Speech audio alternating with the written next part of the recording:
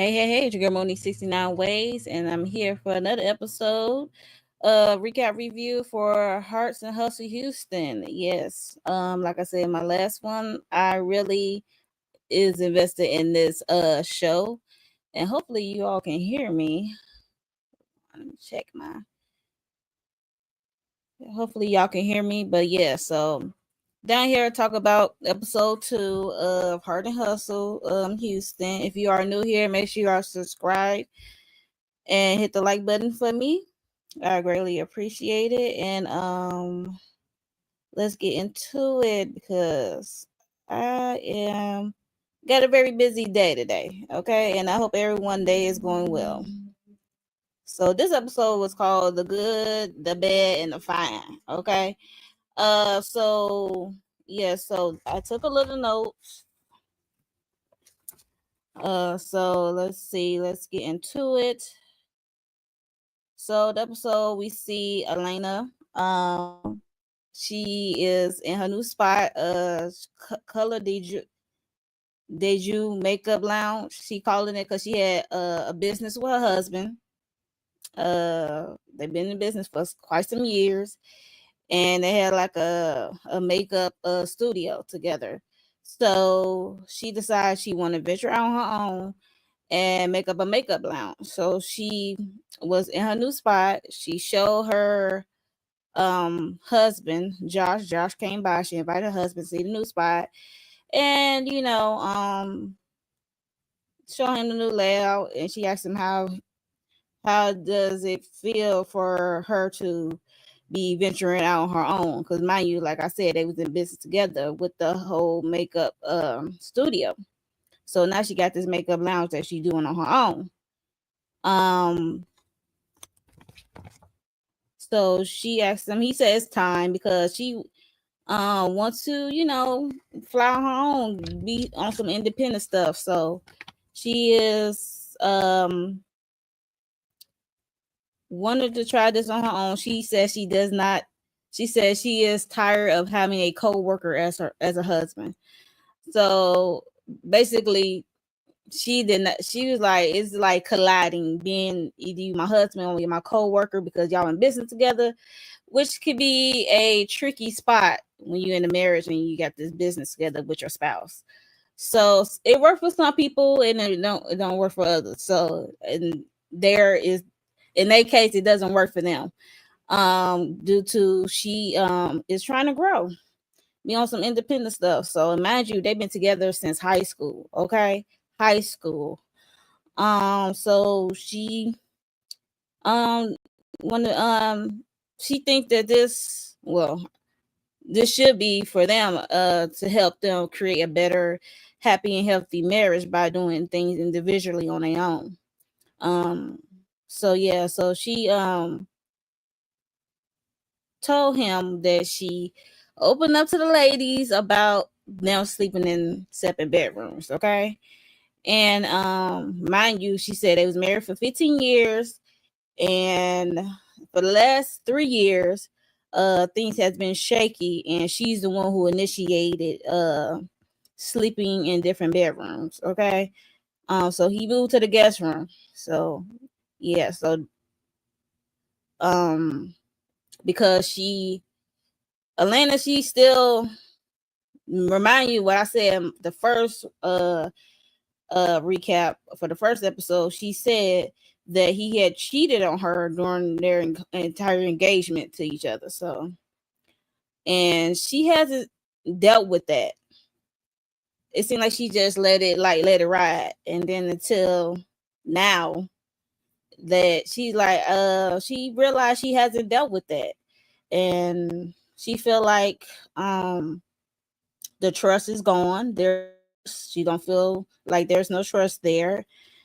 She said she didn't see herself growing. She didn't see no growth in herself and as an individual, and she doesn't like the space that she's in. And yeah, I could see that happening. I mean, y'all got together like high school. Y'all was like glued together since high school. You say y'all was like together for 20 years and married for 15, and he cheated during your whole engagement. Yeah, it's a lot to unpack. And yeah, do you like you didn't get a chance to grow and get to know yourself as an individual before, especially in your adulthood, because like I said, they've been together since high school. So that is stuff. When you be in a situation like that, to me, it will catch up with you sooner than later, for as your own person, being like glued and tied to the hip to this person since high school and dealt with some infidelity. So, and you, well, went through some infidelities and haven't dealt with it properly. Okay. Um, said Josh did finally speak up. He said how couples go through seasons when things are not together or on rocky terms and stuff like that. And she said she just want to go back to dating her husband, okay? And so they can get back into the same room. Hold on a second. Hold on a second. Okay. Sorry about that. Hopefully y'all can hear me.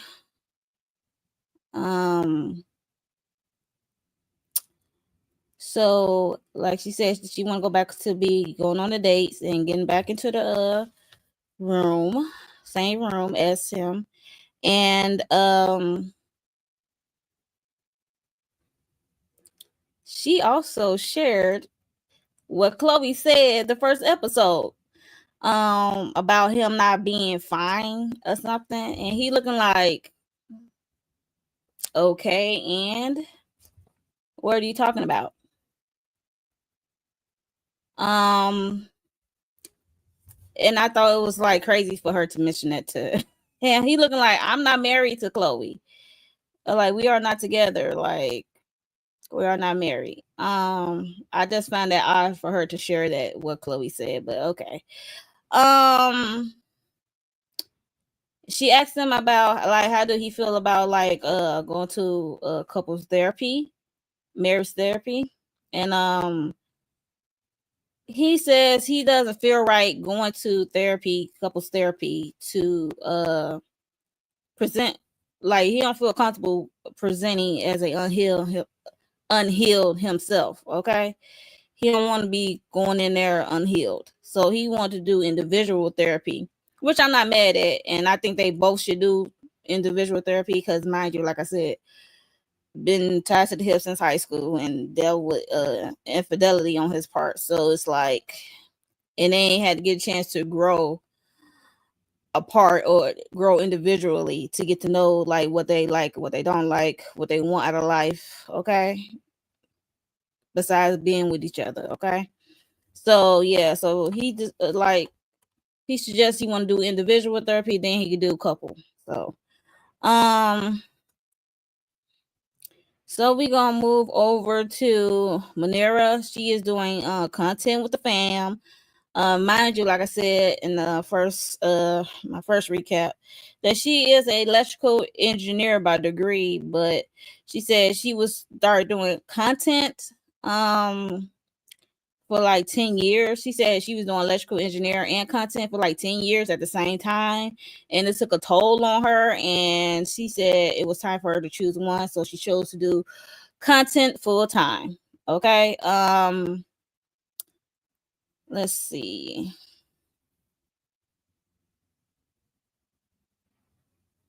And then her mama lives with them. So mom's lives with them.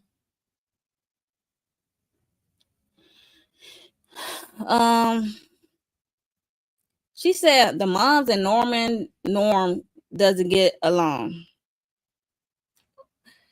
They tend to bump heads. I was like, well, that will happen when the mom tends to happen when the mom's lives in the house with a married couple. So she was doing content. She has a beautiful family. I think she has 3 girls. They all beautiful. Her husband was telling her that she was doing a good job. I mean, and then she got teary-eyed, like he was paying her compliments, and she doing a good job because, mind you, she been doing content year, only for a full year so far. So I guess she was like worried about doing that full time versus what she got her degree in, which is electrical engineer. Um, and we also see a scene with them. She said they don't get to spend time with each other like they would like due to schedule conflicts. Basically they just want to spice up the love life, okay? You know? Um so they decide to do a date night, okay? She said she just don't want to go out to restaurants just eat, so she want to do something a little different. So we do see them go out on that date night. So they went to a date night to learn how to they went to a cooking class, I should say. Um and they were just cooking and talking to one another. And she was just sharing how her mom, like I said, her mom stays with them, and how her mom still don't to this day don't get along with her father, even though they divorced when she was really young. Okay, so there's definitely some resentment towards her father when it comes to the mom, and she she said she want Norm to hang out with her mom more to build up a relationship. Okay, and he looking like, why are you bringing up your mom while we are on a date? Like, why? Why are you bringing up this lady? But yeah. So, and he said he will oblige. You know, he said whatever makes you happy. I'm like, good answer. Okay, good answer. So we also do see a scene later, like Muneera talks to her mom.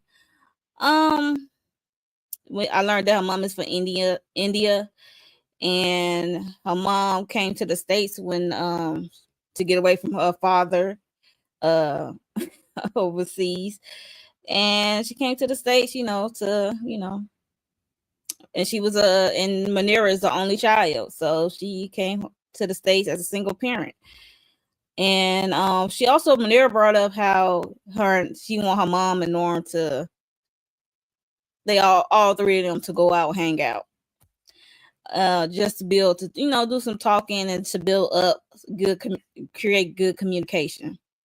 The mom looking like he barely even talked to me or say anything to me, and she know there's like a cultural difference of how I guess man communicates to one's parent or family member or whoever. So yeah, so that's the whole Muneera and Norm and her mom, Miss Mama Diana, I think that's her name, situation. So we're gonna move on to Ro.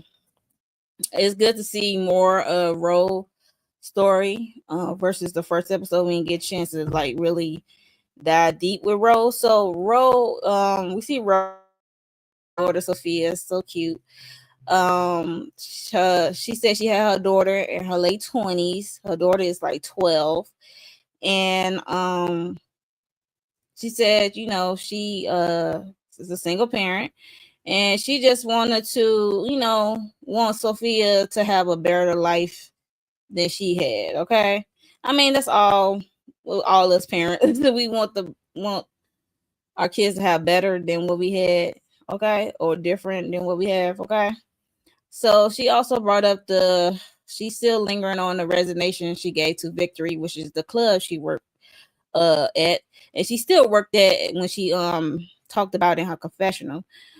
She said she just doesn't have time to herself. I'm like, not yourself, your kid, because she said she felt like she don't feel appreciated working at this club spot. So, and she asked the daughter, does she like living there? I mean, when she said, does she like staying in that area or staying in this house? I'm looking like, okay, did y'all just move there or something? The daughter said she like it and she don't feel like she want to move again or something like that. I don't, unless I heard wrong. If I heard wrong, please let me know. But she asked his daughter about school, and it seemed like her daughter's being bullied at school. I'm looking like, what? Like two girls put her in a group chat, threatened to beat her up over a boy at 12. I'm saying at 12 like it's like it's unheard of, but I had to think back when I was 12. Like, yeah, girls do stupid things over a boy that most likely ain't checking for them. But anyway, yeah, so that's what's going on with Ro and Sophia. So yeah, because her daughter is being bullied by these two girls over a boy is wild. And I was chuckling when Rose said, I wish I could be 12 so I could beat their ass. And I was like, sometimes I be thinking that too. I'm like, boy, or you better call up their parents so that you have a one-on-one, okay? hey, hey, Shayna, hey, twin. It's okay. I know you still haven't watched this show, but yes. So, catch up, girl.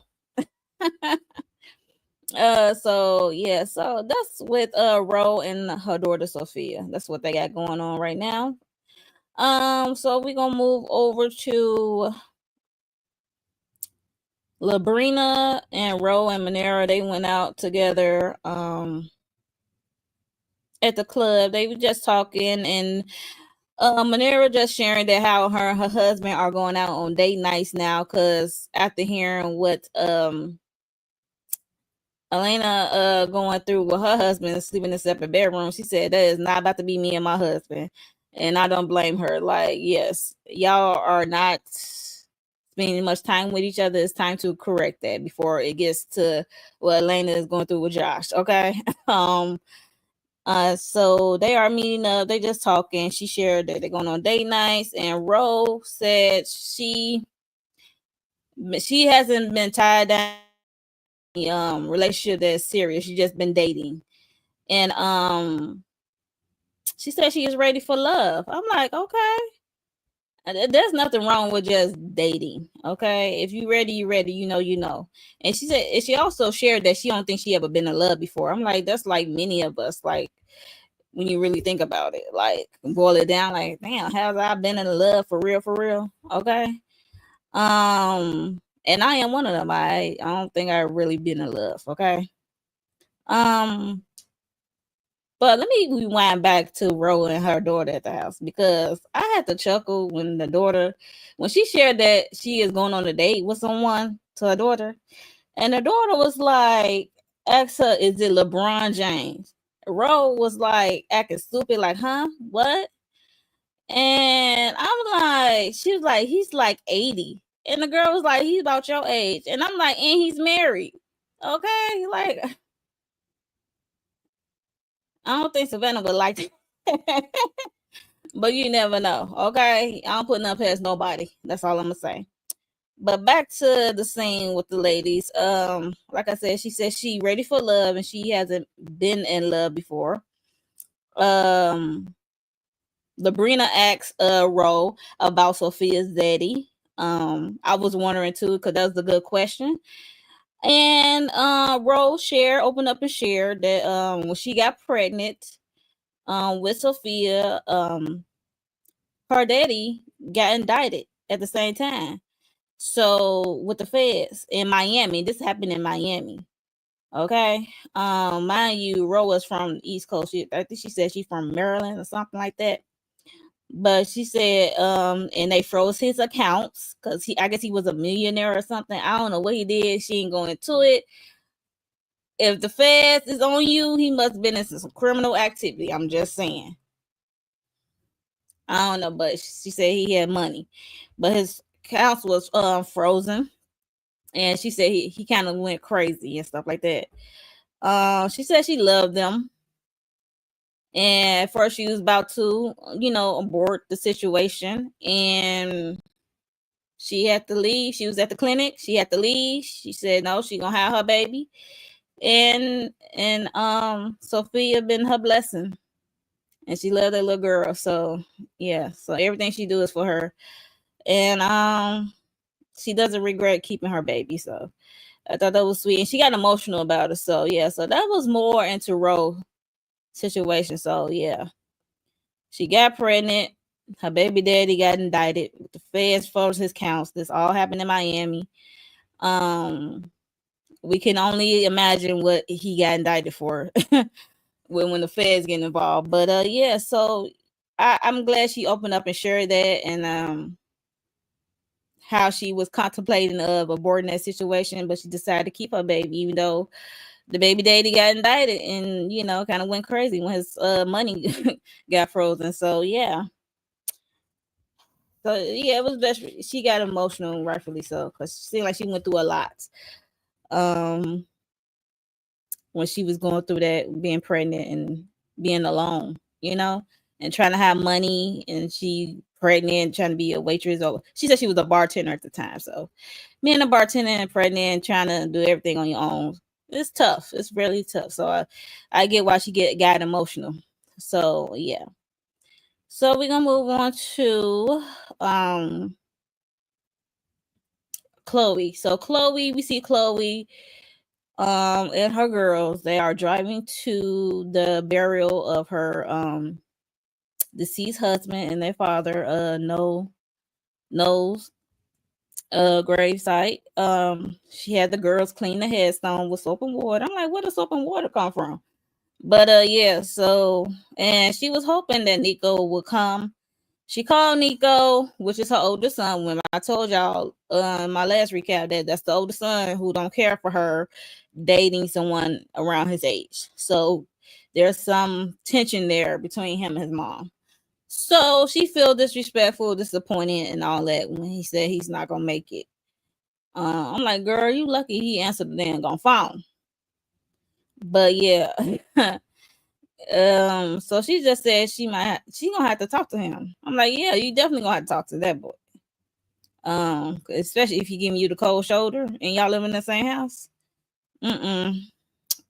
So Noel's nieces and nephews and cousins and stuff came. So his family came. Because mind you, this would have been his 50th birthday. And Chloe's situation is sad too, due to Chloe and her deceased husband was together for 7 years. They got married on the 7th year they was together, and 2 months later he died from a massive heart attack. That is some sad stuff. And she has 2 girls by him, twins, I believe, by him. So it's like, ooh, devastating. Like, you think you about to have forever with this person, and then 2 months later after y'all got married, on the 7th year y'all was together, he just decide. Well, he ain't decide. He clocked out. Okay. So yeah. So never take the time with each other for granted, for sure, because it could just change within seconds that he's no longer here. That's sad. That's so sad. So yeah, so they just at the grave site with celebrating would have been his 50th birthday, saying the daughter saying some things they miss about their dad, and saying some nice things about Noel. So yeah, that was Chloe thing. So we're gonna move on to what else happened. Oh, so Labrina invites the girls out to Houston Rodeo. I always said I always want to try to do a rodeo situation. So she invited the ladies to the Houston Rodeo. The ladies look nice. Uh Mind you, Ro is not from Texas, so we got to keep that in mind. So she invited them. They want to Lotteria ran into a male friend. He looked cute, and they would see her like, is it more than friendship? She just said he's a reporter who did stories on, I guess, her business or what have you. And the ladies are teasing her, and Chloe don't want Lotteria to be single much longer. She need a man. Okay, she want her to have a man, and she's a deserving, and she's a baddie. So they enjoy Houston Rodeo. They enjoy the sighting, I guess, of the bulls and stuff, and then they got into a pen with some animals. And Ro was not feeling it because she said, "I'm an East Coast girl. We don't do that." So Alaina wants to talk to Chloe. She said this in front of the group. She said she would like to talk about Chloe about what happened at Rain. You know, Rain was Lataria business that she did a soft opening that she got the girls for. So Alaina talked to Chloe about how she feel about she still feels some kind of way for Alaina. No, for Chloe calling Alaina husband not fine. She said, and Chloe had to laugh, kind of like looking like, say what now? You mad because I said your husband wasn't fine to me? Like, what are you talking about? Okay, so yeah, she said after all the bicker back and forth, because you know Alaina had to get it off her chest that she feels some type of way, that like you think my husband ugly or something. And Chloe eventually apologized. Okay, she said she apologized. She said I got like a lot of big stuff going on in my life. I ain't got time to be arguing about the how your husband look, basically. So she apologized and said, okay, we just gonna chop it up and leave it there. Like it wasn't that deep. For Chloe, it wasn't that deep, but Alaina feels some type of way. So it was like this odd scene for me. Lataria was outside. She went off somewhere. I guess she went to go get some drink or went to the washroom or something. She ran into some lady. But she said she couldn't remember in her profession. She said she was saying, "Hi, yeah, it's nice to see you." Blah blah blah blah blah. And the confessional, she said she can't remember where she know her from, but she invited her to her friend group that was inside. I'm like, what? I would have to ask questions before I invite you to inside my friend group. I'm like, did you go off the script or something because you don't remember where you know her from? I guess. So she invited her inside the friend group. Lively lady. She's introduced herself, Shaniqua. I'm like, oh, Shaniqua. She said she's not from Houston. She originally from New York. She said she's been in Houston for 20 years, so she feel like she is a Houston. Like she from Houston now because she been there for 20 years, but she originally from New York. And it was making like small talk with her. It's really quick. And Chloe and Ro are into younger men, and Chloe said she into a young man. She said Shaniqua let it be know that she is the opposite. She is interested in older men because they know what they want and got money or whatever. And Chloe was like, young men got it too. Young men got it too. I was like, yeah, but it's like kind of rare, don't you think? But I don't know. To each his own, for real. So she let them go. She said, I will have to I will let y'all have a good time. She dismissed herself. She said she will see them later. They will hang out later, what have you. And we also see that